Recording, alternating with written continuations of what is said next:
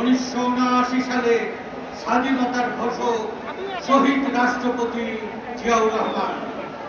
1991 সালে এই দিবসকে মহিমান্বিত করেছিলেন দেশ নেত্রী বেগম খালেদা জিয়া।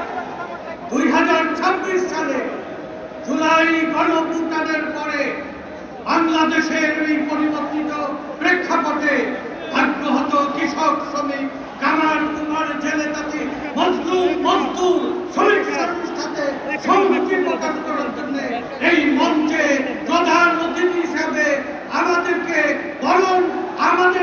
অলঙ্কিত করেছেন যে জিয়ার বাংলাদেশের বিপ্লবী জননেতা জনাব তারেক রহমান।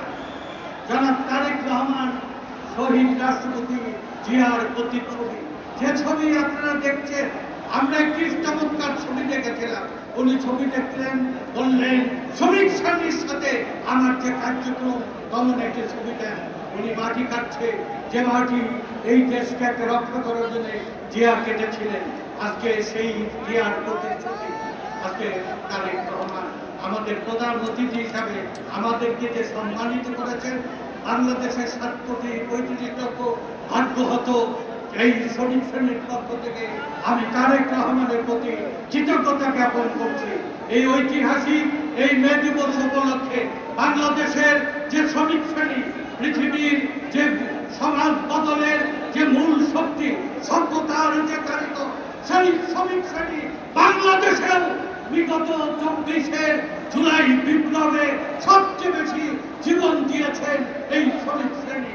এই শ্রমিক শ্রেণীর এই জীবন দেওয়ার পিছনে তারেক রহমান প্রবাস থেকে আমাদেরকে যে একটার পর একটা কর্মসূচি দিয়ে বাংলাদেশকে গণঅভ্যুত্থানে পরিণত করে আজকে পরিবর্তিত নতুন বাংলাদেশ গঠনের যে জাগরণ তৈরি করেছে, নতুন স্বপ্ন দেখিয়েছে গোটা জাতির বুকে, নতুন বাংলাদেশ গঠনের যে স্বপ্ন দেখিয়েছেন আমাদের সেই নেতা, বিপ্লবী জননেতা তারেক রহমানকে আমরা বরণ করছি বাংলাদেশের 7 কোটি 35 লাখ ভাগ্যহত শ্রমিক শ্রেণীর পক্ষ থেকে।